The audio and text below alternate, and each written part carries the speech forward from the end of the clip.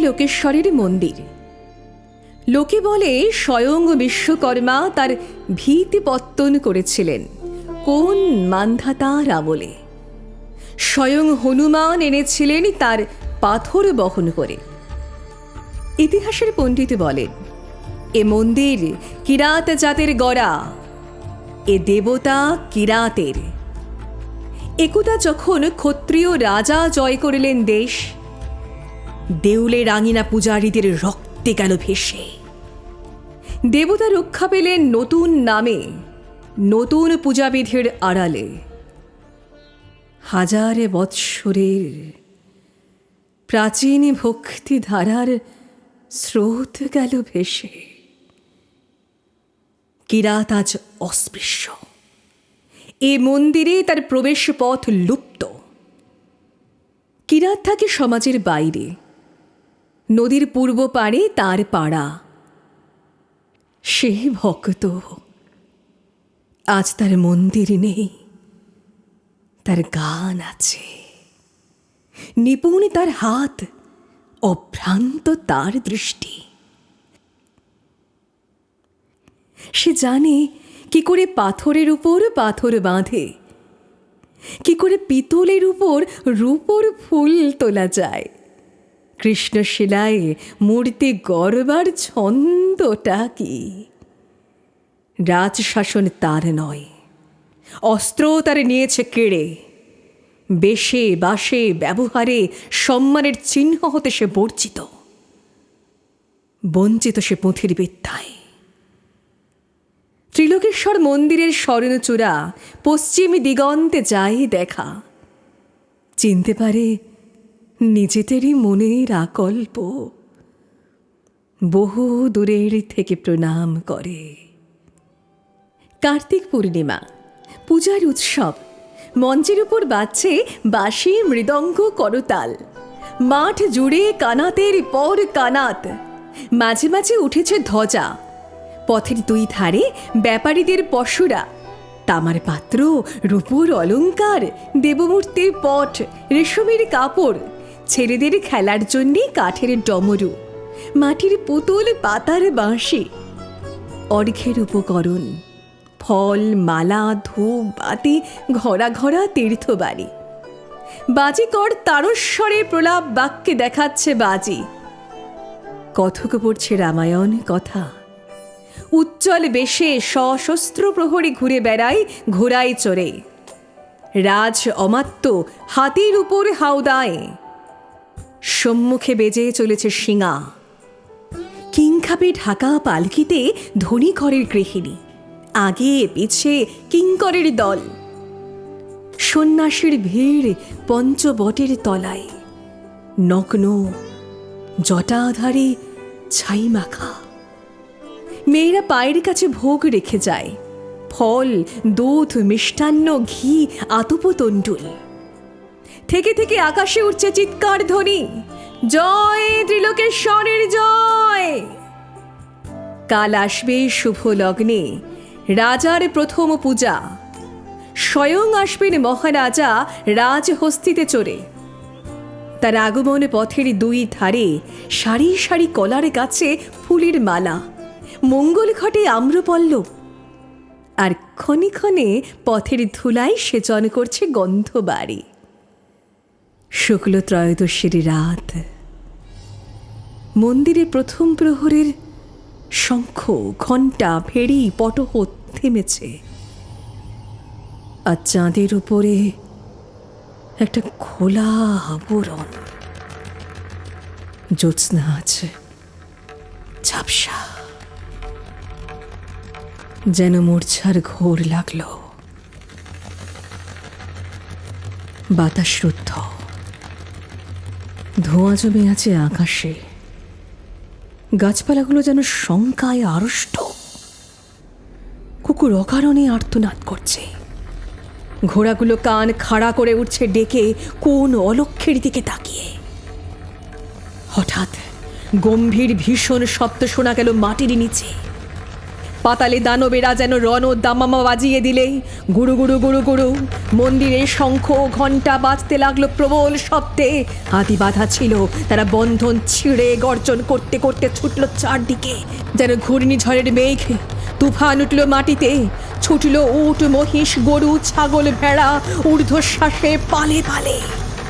হাজার হাজার দিশাহারা লোক আর্তস্বরে ছুটে বেড়ায়, চোখে তাদের ধাঁধা লাগে। আত্মপরের ভেদ হারিয়ে কে কাকে দেয় তোলে।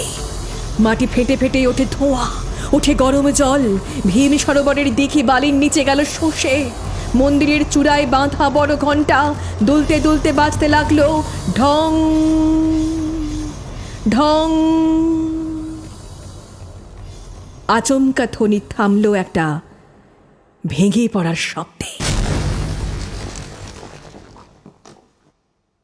পৃথিবী যখন স্তব্ধ হল, পূর্ণপ্রায় চাঁদ তখন হেলেছে পশ্চিমের দিকে। আকাশে উঠছে জ্বলে ওঠা কানাতে কলুর ধোঁয়ার কুণ্ডলে। জ্যোৎস্নাকে যেন অজগর সাপে জড়িয়েছে। পরদিন আত্মীয়দের বিলাপে দিক বিদিক যখন শুকার্ত, তখন রাজ সৈনিক দল মন্দির ঘিরে দাঁড়ালো, পাছে অসুচিতার কারণ ঘটে। রাজমন্ত্রী এলো, দৈবজ্ঞ এলো, স্মার্ত পণ্ডিত এলো। দেখলে বাহিরের প্রাচীর ধূলিসাৎ, দেবতার বেদির উপরের ছাদ পড়েছে ভেঙে। পণ্ডিত বললে, সংস্কার করা চাই আগামী পূর্ণিমার পূর্বেই, নইলে দেবতা পরিহার করবেন তার মূর্তিকে। রাজা বললেন, সংস্কার করো। মন্ত্রী বললেন, ওই কিরাতরা ছাড়া কে করবে পাথরের কাজ? ওদের দৃষ্টি কলুষ থেকে দেবতাকে রক্ষা করব কি উপায়ে? কি হবে মন্দির সংস্কারে যদি মলিন হয় দেবতার অঙ্গমহিমা? কিরাত দলপতি মাধবকে রাজা আনলেন ডেকে। বৃদ্ধ মাধব শুক্ল কেশের উপর নির্মল সাদা চাদর জড়ানো, পরিধানে পীত ধরা, তাম্রবর্ণ দেহ কোটি পর্যন্ত অনাবৃত।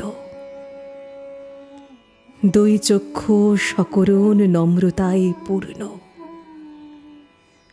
সাবধানে রাজার পায়ের কাছে রাখলে এক মুঠো কুন্দ ফুল। প্রণাম করলে স্পর্শ বাঁচিয়ে। রাজা বললেন, তোমরা না হলে দেবালয় সংস্কার হয় না। আমাদের পরে দেবতার ওই কৃপা। এই বলে দেবতার উদ্দেশ্যে মাধব প্রণাম জানালে। নৃপতি নৃসিংহ রায় বললেন, চোখ বেঁধে কাজ করা চাই, দেবমূর্তির উপর দৃষ্টি না পড়ে, পারবে? মাধব বললে, অন্তরের দৃষ্টি দিয়ে কাজ করিয়ে নেবেন অন্তর্যামী। যতক্ষণ কাজ চলবে চোখ খুলব না। বাহিরে কাজ করে কিরাতের দল, মন্দিরের ভিতরে কাজ করে মাধব। তার দুই চক্ষু পাকে পাকে কালো কাপড়ে বাঁধা। দিনরাত সে মন্দিরের বাহিরে যায় না, ধ্যান করে, গান গায়, আর তার আঙুলে চলতে থাকে। মন্ত্রী এসে বলে, তড়া করো তড়া করো, তিথির পরে তিথি যায়, কবে লগ্ন হবে উত্তীর্ণ? মাধব জোর হাতে বলে, যার কাজ তারই নিজের আছে তরা, আমি তো উপলক্ষ। অমাবস্যা পার হয়ে শুক্লপক্ষ এলো আবার। অন্ধ মাধব আঙুলের স্পর্শ দিয়ে পাথরের সাথে কথা কয়। পাথর তার সাড়া দিতে থাকে। কাছে দাঁড়িয়ে থাকে প্রহরী, পাছে মাধব চোখের বাঁধন খোলে। পণ্ডিত এসে বললে, একাদশীর রাত্রে প্রথম পূজার শুভক্ষণ, কাজ কি শেষ হবে তার পূর্বে? মাধব প্রণাম করে বললে, আমি কে যে উত্তর দেব? কৃপা যখন হবে সংবাদ পাঠাবো যথা সময়ে, তার আগে এলে ব্যাঘাত হবে, বিলম্ব ঘটবে। ষষ্ঠী গেল, সপ্তমী পেরোল। মন্দিরের দ্বার দিয়ে চাঁদের আলো এসে পড়ে মাধবের শুক্ল কেশে। সূর্য অস্ত গেল, পাণ্ডুর আকাশে একাদশীর চাঁদ। মাধব দীর্ঘ নিঃশ্বাস ফেলে বললে, যাও প্রহরী, সংবাদ দিয়ে এসো গে, মাধবের কাজ শেষ হলো আজ, লগ্ন যেন বয়ে না যায়। প্রহরী গেল। মাধব খুলে ফেললে চোখের বন্ধন। মুক্ত দ্বার দিয়ে পড়েছে একাদশী চাঁদের পূর্ণ আলো দেবমূর্তির উপরে। মাধব হাঁটু কেড়ে বসল, দুই হাত জোর করে। এক দৃষ্টে চেয়ে রইল দেবতার মুখে, দুই চোখে বইল জলের ধারা। আজ হাজার বছরের ক্ষুধিত দেখা দেবতার সঙ্গে ভক্তের। রাজা প্রবেশ করলেন মন্দিরে। তখন মাধবের মাথা নত বেদি বলে, রাজার তলোয়ারে মুহূর্তে ছিন্ন হলো সেই মাথা। দেবতার পায়ে এই প্রথম পূজা, এই শেষ প্রণাম।